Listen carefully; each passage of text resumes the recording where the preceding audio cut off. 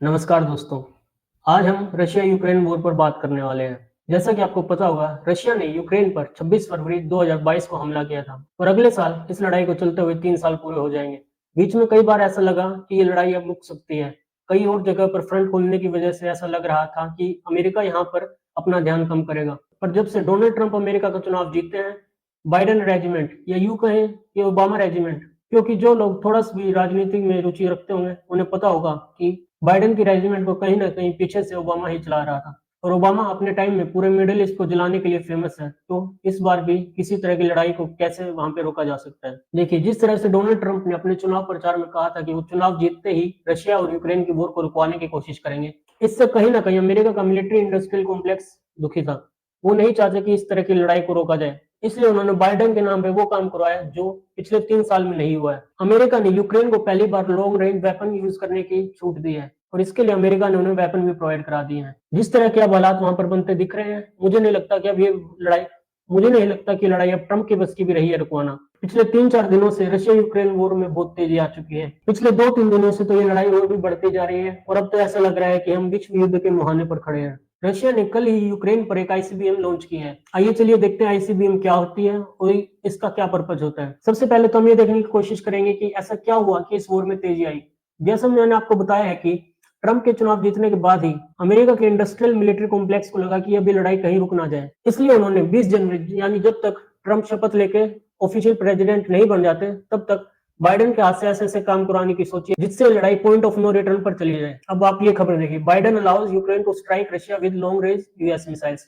तो इसके लिए अमेरिका ने उन्हें मिसाइल्स भी प्रोवाइड करा दी और यूक्रेन ने रशिया पर उन मिसाइल से हमला भी कर दिया है। यूक्रेन को इस हमले के लिए अमेरिका ने मिसाइल्स प्रोवाइड कराए। उसके अलावा यूके में स्टॉर्म शैडो मिसाइल भी दिए गए हैं। अब 2 दिन पहले ही यूक्रेन ने रशिया पर अमेरिका के प्रोवाइड कराए गए आर्मी टैक्टिकल मिसाइल और उसके अलावा ब्रिटिश और French made storm shadow missile launch कर दिए थे, जिसके बाद प्रेसिडेंट पुतिन ने भी इनके ऊपर आकर स्टेटमेंट दी और उन्होंने ये कहा कि अगर कोई भी कंट्री यूक्रेन को मिसाइल प्रोवाइड कराता है और वो मिसाइल अगर रशिया में स्ट्राइक करते हैं तो रशिया यूक्रेन के साथ साथ उस कंट्री पर भी अटैक कर सकता है जिन्होंने वो मिसाइल्स प्रोवाइड कराए हैं। और कुछ दिन पहले ही रशिया ने अपनी न्यूक्लियर डॉक्ट्रिन भी चेंज कर दी है, जिसके अंडर वो नॉन न्यूक्लियर कंट्रीज पर भी न्यूक्लियर के थ्रू अटैक कर सकते हैं। अब ये देखिए इन मिसाइल अटैक्स पर प्रेसिडेंट पुतिन ने क्या कहा। प्रेसिडेंट पुतिन ने कंफर्म किया कि जो अमेरिका के प्रोवाइडेड मिसाइल थे उन्हें तो हमने इंटरसेप्ट करके फेल कर दिया, पर स्टॉर्म शैडो मिसाइल जो यूके ने प्रोवाइड कराए थे उन्होंने रशिया में इम्पैक्ट किया है। उसके अलावा रशिया के कुछ सिक्योरिटी और सर्विस पर्सनल की भी मौत हो गई है। अब देखिए अमेरिका के मिसाइल ने ना तो रशिया पर कोई इम्पैक्ट किया है और ना ही रशिया इतना बेवकूफ है कि वो अमेरिका पर अटैक करेगा। और रशिया के बहुत नजदीक पड़ता है यूरोप और यूरोप में ये सारी लड़ाई चल रही है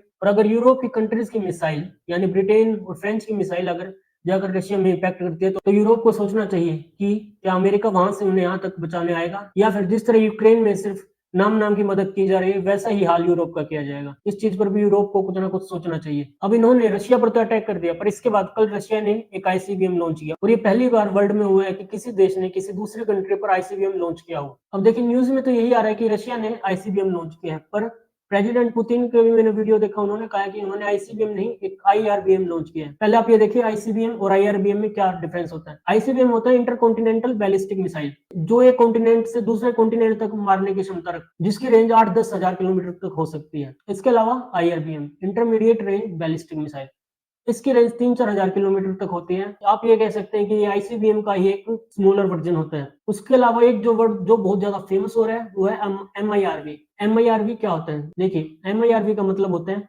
multiple independent re entry vehicle, मतलब एक ही मिसाइल में कई अलग अलग तरह के वॉरहेड्स यूज किए जा सकते हैं। और जो वीडियोस यहाँ पर आ रही हैं उनके हिसाब से रशिया ने एक 6 वॉरहेड वाला मिसाइल यूक्रेन पर लॉन्च किया है। अब इसके रिगार्डिंग मेरे पास कुछ वीडियोस भी हैं, वो मैं आपको दिखाना चाहूंगा। सबसे पहले आप ये देखिए एमआईआरवी क्या होते हैं और ये किस तरह की टेक रहती है।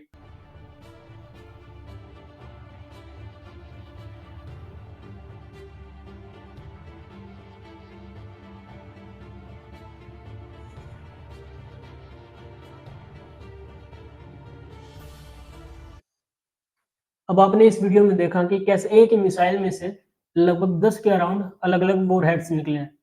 ये वॉरहेड न्यूक्लियर भी हो सकते हैं और इस केस में जो रशिया ने यूक्रेन पर फायर किया इसमें ये नॉन न्यूक्लियर थे। मतलब ये एक तरह की रशिया ने वार्निंग प्रोवाइड कराई थी। अब इस मिसाइल अटैक के रिगार्डिंग प्रेसिडेंट पुतिन का आप स्टेटमेंट सुनिए। В ответ на применение американского и британского дальнобойного оружия 21 ноября текущего года российские вооруженные силы нанесли комбинированный удар по одному из объектов оборонно-промышленного комплекса Украины. В боевых условиях было проведено в том числе и испытание одной из новейших российских ракетных систем средней дальности. В данном случае с баллистической ракетой в безъядерном гиперзвуковом оснащении. अब आपने प्रेसिडेंट पुतिन का ये वीडियो तो देख लिया। अब इस वीडियो में दो वर्ड्स जो बहुत मेन है। पहला, मीडियम रेंज। इन्होंने बताया कि ये एक मीडियम रेंज वेपन, यानी जो मैं आपको बता रहा हूँ कि एक IRBM था, ना कि एक ICBM। दूसरा, इन्होंने वर्ड यूज किया टेस्टिंग, मतलब रशिया ने ये वेपन पहली बार एक वॉर में यूज किया है। और ऐसा हो भी क्यों ना, जब हम कह रहे हैं कि ICBM पहली बार दुनिया में कहीं यूज हुआ है, तो IRBM भी पहली बार ही दुनिया में कहीं यूज हुआ है। और इसका कंफर्मेशन यूक्रेन के प्रेसिडेंट जेलेंस्की ने भी किया है कि रशिया ने यूक्रेन को अपना वेपन के लिए टेस्टिंग ग्राउंड बना लिया। देखिए, इतनी समझदारी तो मुझको भी है कि अगर कोई भी वेपन यूज किए जाएंगे, उनकी टेस्टिंग होगी, तो वो युद्ध में ही होगी, किसी बैटल ग्राउंड में होगी। किसी टेस्टिंग फैसिलिटी में आप कितने भी कॉम्बिनेशन परम्यूटेशन लगा लें, कितनी भी कंडीशंस लगा के देख लें, पर किसी भी वेपन का असली टेस्ट तो एक बैटलफील्ड में ही होता है। तो प्रेसिडेंट जेलेंस्की को इस तरह से रोना नहीं चाहिए कि रशिया ने हमारे यूक्रेन को एक टेस्टिंग ग्राउंड बना लिया है, क्योंकि अमेरिका भी तो अपने वेपन्स वहां पर टेस्ट ही कर रहा है। और कोई भी बैटलफील्ड हो, वो हमेशा वेपन्स के लिए टेस्टिंग ग्राउंड रहता ही है। अब चलिए मैं आपको कुछ वीडियोस दिखाता हूँ जो यूक्रेन के हैं, जिनमें आपको अलग अलग वॉर हेड अलग अलग टाइम पे एंटर होते दिखेंगे, और इनको आप काउंट करेंगे तो आप पाएंगे कि ये 6 वॉर हेड्स हैं।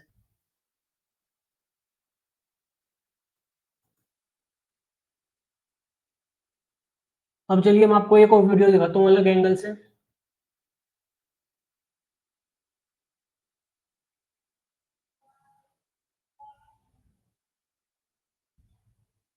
अब आपने ये दो वीडियोस तो देख लिए हैं, जिनमें आप अलग अलग वॉरहेड एंटर करते देख सकते हैं। अब आप ये अगला वीडियो देखिए। ये वीडियो कहा जा रहा है कि जो रशिया ने मिसाइल लॉन्च की है, उसके बचे हुए कुछ पार्ट्स हैं।